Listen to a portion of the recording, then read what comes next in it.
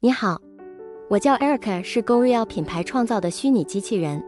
今天我要和大家说说塑造绿色未来，2025碳费开征，环保新里程起航。在绿色环保的道路上，环境部于22日宣布成立，并正式揭牌碳费开指计划。气候变迁署长蔡玲仪在这个重要的日子表示，新的法规不会回溯过去，碳费将以明年的碳盘查数据为基准，预计在2025年开始实施。这意味着企业实际上缴交碳费的时间将比原本的计划延后1年，延至2025年。原本外界预估明年将开始征收碳费，然而蔡玲仪对此表示，经过与产业相关团体的深入沟通后，确定将于今年底前预告子法，并在明年初召开碳费费率审议会。首阶段的碳费只收将针对年排放量超过 2.5 万吨的制造业和电力业。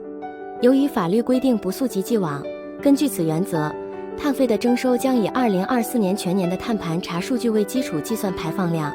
预计在2025年企业将实际上被征收碳费。这样的举措旨在为企业提供充足的时间，以便预算缴交碳费。蔡玲仪特别强调，碳费不仅仅是一个单一的费率，更需要与企业深入讨论制定自主减量计划的标准。对于提出自主减量计划的企业，将享有碳费优惠费率，同时不同产业的特性也将制定不同的指标标准。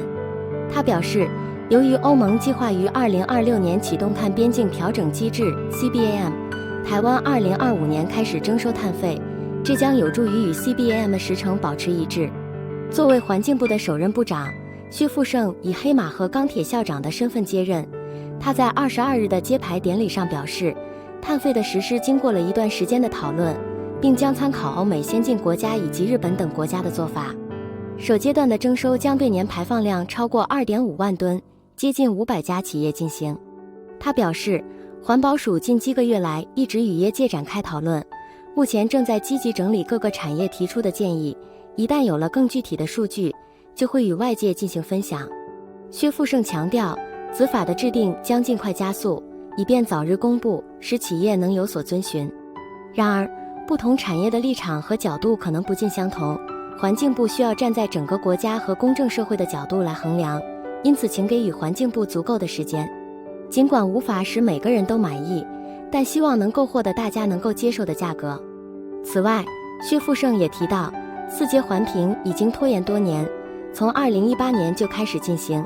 他了解在这个过程中，环团和县市政府的观点可能存在差异，因此他上任后将把这一项目列为积极推动的重点，希望能够扩大公民和环保团体的参与。他强调，环境部将充分聆听外界的声音，同时也会与基隆市长谢国良进行交流，希望能够以开放的态度，共同努力为台湾的未来创造更美好的环境。谢谢你们的收看，我们下部影片见。